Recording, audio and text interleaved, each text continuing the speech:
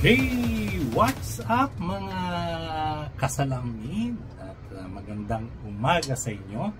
Ngayong araw na to ay tayo mag-usap-usap. Siguro marami sa inyong gustong mag-abroad. At tinatanong sa sarili nyo kung saan magandang mag-abroad. Well, sasabihin ko sa inyo ang aking experience. Ako po'y nanirahan sa Singapore for almost 20 plus years at nagtrabaho ko doon. At ngayon ay 2 years na kaming retired at mga anak ko ay nakatira na sa Singapore at kami po ng misis ko ay bumalik sa Pilipinas pero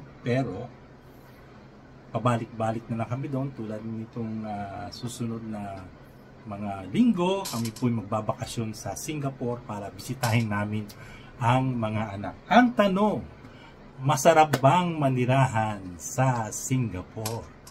Ang mga sagot ko po ay ang aking sariling experience, na hindi ko alam yung experience pero sasabihin ko po sa inyo ang aking experience.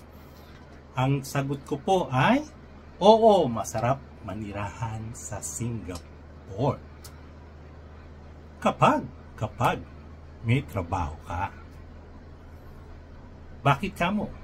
Una sa aking list, bakit masarap manirahan sa Singapore habang bata ka pa, nag-stable ka ng iyong pamilya, maganda sa Singapore. Unang-una ay very safe sa Singapore. Very safe sa Singapore. Lalong-lalo na sa mga pamilya, sa mga anak nyo, ay very safe sa Singapore kahit maglakad ka pa sa gabi. Abay, talagang ang government nila ay strict. Meron mang crime sila siguro mga 5%, 2%. Pero karaniwang ang lugar nila ay very safe kung ikaw ay mag-establish ng pamilya mo sa ibang bansa, Singapore. Yun ay experience ko. Very safe. Walang problema. Konting crime. Minsan wala pa nga. At hindi ko matatakot sa mga anak mo kapag ginagabi sila ng uwi. Yan. At second, magaganda ang mga bahay sa Singapore. Ayun nga, magaganda ang bahay sa Singapore. Hindi siya maliit. Maganda yung kanyang style. Meron siyang minsan 3 rooms, 2 rooms. Pero pag nagsisimula pa lang kayo, pwede kang umupa lang ng kwarto. Pero sa ngayon, hindi ko alam. Dati kasi, sa experience ko, dahil sa maganda yung trabaho, madaling maghanap ng bahay sa Singapore. At the same time, hindi ka ma-stress sa bahay kasi malalaki nga. Hindi katulad sa ibang bansa, katulad ng Hong Kong, Japan, maliliit ang bahay nila. Pero sa Singapore, malaki ang bahay nila. At kung kaya mong umupa o bumili ng bahay dito, doon, kasi pag bumili ng bahay doon, ay maganda ang bahay nila. Yan ang pangalawa, magaganda ang bahay nila sa Singapore. Pangatlo, ang linis ng Singapore. Bibihira ka makakita ng kalat sa Singapore at super linis talaga ng Singapore. Very organized ang kanilang lugar at yung tao ay disiplinado. Hindi sila basta-basta tatapon kung saan, hindi ka pwedeng dumura. Ang basura mo ay itapon mo sa basurahan. Kahit saan ka man naroroon, hindi ka pwede umihis basta-basta kung saan. At magaganda ang kanilang mga toilet, mga public toilet. At masisiyahan ka. Malinis sa Singapore at sa sobrang linis nila, kukunti ang kanilang langaw. Bibihira nga ako makakita ng langaw. Pumunta ako sa palengke, bibilang ako kung ilan langaw makikita ko siguro. Swerte na makakita ka ng 1, 2. Walang langaw. At the same time, ang lamok, talagang pinupok sila ng lamok. Meron ka makita pa isa-isa, 2. Yun, o mapapatay mo naman. So malinis talaga ang Singapore. Kaya masarap mabuhay at mamuhay na Singapore kapag gusto nyo tumira doon at mamuhay for how many years. Pang-apat, edukasyon para sa mga bata. Ang edukasyon sa Singapore ay high standard. Gaganda ng kanilang mga eskwelahan, public school o private man, malinis, maganda, at maraming matututunan ng inyong mga anak. Nung aking kapanahunan, nung kami sa Singapore, ang baba lang ng binabayaran ko. Pero siyempre, as the days go on, how many years na, nagmahal na rin sila. Dati $5 to $6 lang ang binabayaran ko. Ngayon, siguro mga 300 plus na. Pero kung kaya nyo naman at may gandang trabaho nyo, maganda ang edukasyon sa Singapore. At kapag sila'y nakatapos doon, at sila'y nag-citizen o nag-PR, maganda ang kanilang matatapos na edukasyon. Tulad ng aking mga anak, kaya doon na sila nakatira. So, pang-apat, maganda ang edukasyon. Pang-lima, maraming magagandang pasyalan at kainan sa Singapore. Mag-i-enjoy ka doon. Marami kang pupuntahan, marami kang makikitang maganda dahil lagi nilang dinidevelop ang kanilang lugar. Kita nyo naman siguro sa mga patalastas ng atin about Singapore. Meron silang, kahit sa lugar mo, meron silang maliliit na mall para sa yung pagbili ng mga groceries. Sa bawat lugar o parang baryo ng Singapore ay may city, may kanya-kanyang mga mall. So maraming pasyalan sa Singapore. Maliit siya pero hindi ko pa siya naikot hanggang ngayon. Kahit mga 20 years pa ang lumipas, hindi ko siya naikot. Marami pang pupuntahan sa Singapore kasi hindi ka naman magsasawa sa kapapasyal sa Singapore. Ang kanilang pagkain, wow! Masasarap ang pagkain na. Gaya na sinabi ko, kapag meron kang trabaho ron, wow! Masasarap ang pagkain nila. Magaganda ang pagkain nila. At masisiyahan ka sa mga pagkain nila. Tulad ko, gustong-gusto ko yung kanilang chili crab. Wow! Yung kanilang mga chicken rice. Hanggang ngayon, di ko pa malimut-limutan ng chicken rice nila. Pag bakasyon namin, tiyak yan.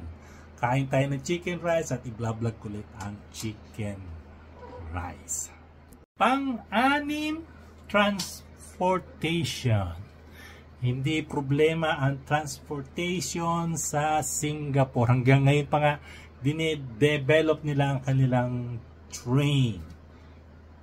Hindi ka mahihirapan sumakay sa Singapore. Very organized ang kanilang mga sasakyan, mga bus, mga taxi. Mag-grab ka lang kung gusto mong mag-taxi, kung talagang maganda ang trabaho mo. Kung hindi naman, sa bus, magandang bus, umiikot sa kanilang lugar, pupunta sa MRT. So, kahit sang sulok ka ng Singapore pumunta, maganda ang kanilang transportation. Pampito, pero pinaka-importante sa lahat, lalo na pag Christmas o summer, gustong magbakasyon. Siyempre, pag matagal kang naghahanap buhay o matagal kang nasa Singapore, gusto rin pamisa-misa mamasyal sa Pilipinas, so madali lang bumalik sa Pilipinas. Hindi ka masyadong katulad sa ibang lugar.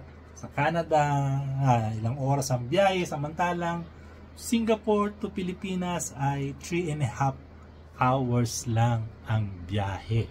At the same time, hindi ka naman gagastos ng libu-libong piso na dollar sa Singapore. Minsan may mga promotion pa. Minsan may 200. Pag sineswerte ka, minsan 500. Balikan na yon. Balikan na yon. 600. Balikan na yon. At kung gusto mo ng, siyempre, ng special, mga 800 to 1,000. Pero, number 1 ng Singapore, pabalik, madaling magbakasyon. At the same time, pag natrabaho ko doon, nagbibigay sila ng 1-month vacation. 1-month vacation, nasa iyo na lang kung gagamitin mo ang iyong bakasyon papuntang Pilipinas. So, importante sa lahat, siyempre, bakasyon. Number 8, dahil sa maganda ang edukasyon sa Singapore, maganda ang kinabukasan ng iyong mga anak sa Singapore. Lalo na pag sila ay nakatapos ng trabaho o hindi man sila nakatapos ng trabaho at naging PR sila, ang dami. Magandang kinabukasan, daming trabaho doon, magandang kinabukasan ng iyong mga anak sa Singapore. Kung gugustuhin nilang manatili sa Singapore, recommended ko. Maganda ang Singapore sa inyong mga anak. 9. Kapag ikaw ay nag-apply ng PR sa Singapore, madali ang trabaho sa Singapore. Kung hindi ka mapili, kasi minsan, kapag PR ka doon at yung trabaho mo ay high-end at bigla nagkaroon ng recession or nahirapan ka na walang ka ng trabaho, pwede ka naman magtrabaho doon ng kahit ano lang. Pwede ka sa pizza, pwede ka sa Jollibee doon, pwede ka sa... So, madali lang ang trabaho, maraming hiring na trabaho doon. Kapag hindi ka maarte, kung maarte ka, ay wala. Pero, ang trabaho sa Singapore ay hindi mahirap pa kapag ikaw ay permanent residence. So, sa ikasampu kong pinaka-importante sa lahat na bakit magandang manirahan sa Singapore, kapag ikaw ay nag-PR, tandaan nyo, PR, pag nag-PR ka at nagtrabaho ka sa Singapore, pag nag-recite ka, isa 10 kadahilanan, maaari kang maging milyonaryo kapag ikaw ang nag-retire sa Singapore. Yan. Pag ikaw ay PR. Number 10, magiging milyonaryo ka kahit hindi ka mag-ipon sa iyong bangko. Paano? Basta't mag-PR ka. Malalaman mo rin yan sa susunod nating topic. Maaari kang maging milyonaryo sa Singapore pag ikaw ay nag-PR at nagtrabaho ka ng 10 years to 20 years doon. Pero tandaan nyo PR, permanent residence. Pero kung paano, yan ay sa next topic natin. So ayan, hanggang sa muli. I hope na kung gusto nyo pumunta ng Singapore, ay mayroong magandang tip tong aking sinabi kung bakit pag tumira ka sa Singapore ay maganda. Pero tandaan nyo, kailangan meron kayong trabaho at masipag kayo para sa inyong pamilya. Wala namang madaling trabaho ngayon. Laging mahirap. So ayan, hanggang sa muli. So ang topic natin ay masarap bang tumira sa Singapore. So susunod natin pagkikita. This is Boy Ray-Ban. Hope to see you again. So, life is short. Live your life to the fullest. In God's grace, this is Retired Couple Vlog. See you again. Don't forget to like, share, and subscribe. And bye-bye. Until next topic. Babus!